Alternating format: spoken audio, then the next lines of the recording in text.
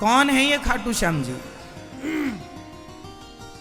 3 बाण से पूरा महाभारत समाप्त करने का काम संकल्प ले रखा था। कौन? बर्बरीक जी ने। 3 बाण से सारा युद्ध समाप्त। भगवान ने कहा अच्छा, यदि इस पीपल के पत्ते पर तुमने 1 बाण से छेद कर दिया तो मैं मान लूंगा कि तुम 3 बाण से पूरा महाभारत जीत लोगे या समाप्त कर दोगे। ठीक है। एक पांव के नीचे पत्ता दबा लिया भगवान ने और बाण चलाया। श्री बर्बरीक जी ने चलाया बाण। 1 बाण से सारे पत्तों में छेद हो गया। आश्चर्य मानेंगे आप लोग कि हरियाणा में आज भी कुरुक्षेत्र के पास वह गांव आज भी है और वह पीपल का पेड़ आज भी है, जिसके आज भी उस पीपल के हर पत्ते पर आज भी छेद हैं। मतलब जब नया पीपल का नया पत्ता निकलता है उसमें आज भी छेद है। आज भी आप जाकर देख सकते हैं। आज भी ये बात कितनी पुरानी है? 5000 साल पुरानी है लगभग। भगवान ने तुरंत सिर काट दिया बर्बरीक जी का। सवाल कर लूं, अच्छा बताइए, भगवान ने बर्बरीक जी का सिर काट दिया तो क्या भगवान ने बर्बरीक जी के साथ सही किया कि गलत किया? आपके हिसाब से भगवान ने सही किया कि गलत किया? भाई किसी का आपने सिर इसलिए काट लिया कि आप बहुत बड़े बलवान हैं, आप 3 बाण से पूरा युद्ध जीत लेंगे, तो आपका सिर काट दिया गया। तो भगवान ने सिर काट के सही किया भगवान श्री कृष्ण ने या गलत किया? जोर से सही किया। क्या सही था इसमें? सही किया। चलो मैं मान गया, मैं भी अभी कहूंगा कि सही किया, पर इस सही को सिद्ध करना पड़ेगा। कैसे सही है? इस सही को सिद्ध करना पड़ेगा। कैसे सिद्ध करेंगे आप? चलो हम बता दें आपको। ऐसे सिद्ध होगा कि भगवान ने कहा था कि तुम किसके पक्ष से युद्ध करोगे? बर्बरीक जी ने कहा जो हारेगा मैं उसके पक्ष से युद्ध करूंगा। तो भगवान को पता था कि कौरव हारेंगे, और कौरव हारेंगे तो यह कौरवों के पक्ष से युद्ध करेगा, और कौरवों के पक्ष में यदि इतना बड़ा योद्धा खड़ा हो जाएगा तो कौरवों की शक्ति बढ़ जाएगी। और ये कौरव वही लोग हैं जो भरी सभा में एक नारी का अपमान करते हैं कपड़े उतार कर। तो ऐसे दुष्टों की सेना में ये जाकर उनका बल बढ़ाएं, इसलिए भगवान ने ना चाह करके भी सिर काट दिया। और सिर काटा। भगवान ने कहा बर्बरीक बताओ मैं तुम्हारी क्या अभिलाषा पूरी करूं? अच्छा, सिर कटने के बाद कोई जिंदा रहेगा क्या? बोलो। पर भगवान ने बर्बरीक जी को जिंदा रखा ना, क्योंकि भगवान के हाथ में मृत्यु है साहब। भगवान मरे को जिंदा कर सकते हैं। बताइए भगवान श्री कृष्ण ने किस मरे आदमी को जिंदा किया था? बताओ आप, वो कौन है जिसको भगवान ने जिंदा? बताओ। हाँ मैया बताओ मेरी माँ। भगवान श्री कृष्ण ने वो कौन है जिसे मरे हुए को जीवित किया था?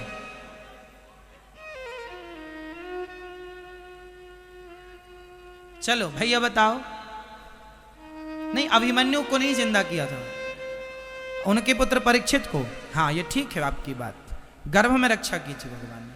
पर एक और ज्वलंत बात, गुरु जी का पुत्र सांदीपनी उज्जैन में रहते थे। गुरु जी सांदीपनी जी उज्जैन में रहते थे, जहां भगवान श्री कृष्ण पढ़ने गए और 64 दिन में 64 कलाएं सीखी। जहां पर सुदामा जी से भगवान की मित्रता हुई, वहां पर जब पढ़कर भगवान आने लगे तो भगवान ने गुरु जी से कहा, गुरु जी मैं आपको दक्षिणा में क्या दूं? तो गुरु जी ने कहा कि अपनी माँ से पूछ लो। तो गुरु माता से पूछने गए, गुरु माता जी आप बताओ क्या चाहिए? गुरु जी तो कुछ कह नहीं रहे हैं। तो गुरु माता ने कहा, कन्हैया तुम हमें छोड़कर ना जाओ, यही हमारी गुरु दक्षिणा है। भगवान ने कहा, माँ मुझे तो जाना पड़ेगा, कुछ और मांग लो। तो फिर एक काम करो, मेरा बेटा था वो मर गया था, कई साल पहले मर गया था, उसकी बॉडी भी खत्म हो चुकी थी, हड्डियों का भी पता नहीं था। हमें जिंदा करके दो। अब भगवान हो, अब भगवान तो भगवान है, ठीक है चले यमराज के पास, चलो हमारे गुरुजी के बेटा को लाओ। महाराज बेटा की आत्मा तो है, सूक्ष्म शरीर तो है, शरीर का आता पता नहीं है। भगवान बोले शरीर हम बनाएंगे, लाओ। शरीर आत्मा ली, सूक्ष्म शरीर लिया, और भगवान है वो साहब, भगवान है जो एक उंगली से पहाड़ उठाने की ताकत। उन्हें सामान्य पुरुष ना कहा करो, सामान्य इंसान सामान्य पुरुष मानना भी अपराध है। गुरु जी के मरे हुए पुत्र को शरीर बनाया भगवान ने अपने बल से, और आत्मा डाल दी, जिंदा करके दिया था गुरु जी का बेटा। ऐसे भगवान है, जो भगवान गुरु पुत्र को जीवित कर सकते हैं, वो बरबरीक जी के कटे हुए सिर को बचाए रखें, इसमें कोई आश्चर्य नहीं। अब भगवान ने कहा बताओ तुम्हारी क्या इच्छा है। बरबरीक ने कहा मैं आपके हाथ से मरना चाहता था, इसलिए मैंने जिद की आपसे, मैं आपके हाथ से मृत्यु चाहता था। भगवान बोले अब तुम मरोगे नहीं, इच्छा बताओ। बोले मैं महाभारत देखना चाहता हूँ कि इस महाभारत में कौन योद्धा है। एक पर्वत के शिखर पर भगवान ने रख दिया कटा हुआ सिर, और कहा कि अब तुम्हें दर्द नहीं होगा, पीड़ा नहीं होगी, कोई कष्ट नहीं होगा। रखा, 18 दिन तक खूब युद्ध हुआ। युद्ध पूरा हुआ, पांडव जीत गए। कुछ दिन के बाद भगवान बरबरीक जी से मिलने गए पांडवों को लेकर।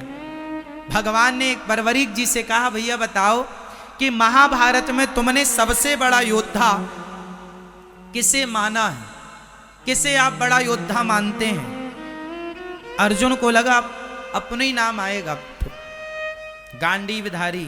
भीम भैया बोले हमारा गदा काम कर गया है। पर बरबरीक जी ने मुस्कुराते हुए कहा प्रभु इस महाभारत में मुझे आपके सुदर्शन चक्र के अतिरिक्त कुछ दिखाई ही नहीं पड़ा। पांडवों का अर्जुन जो जो बाण छोड़ता था अपने गांडीव से, वो 10 कदम पे जाके गिर जाते थे, वो तो आपका सुदर्शन चक्र उन्हें गति प्रदान करता था, उन्हें बल प्रदान करता था। अब अर्जुन को समझ में आया कि महाभारत के असली हीरो हम नहीं, ना करते हुए भी भगवान सब करते हैं। जैसे महाभारत में कुछ ना करते हुए मेरे कन्हैया ने सब कुछ किया, भगवान ना करते हुए सब कुछ करते हैं। तो बरबरीक जी से कहा अब तुम्हारी इच्छा बताओ।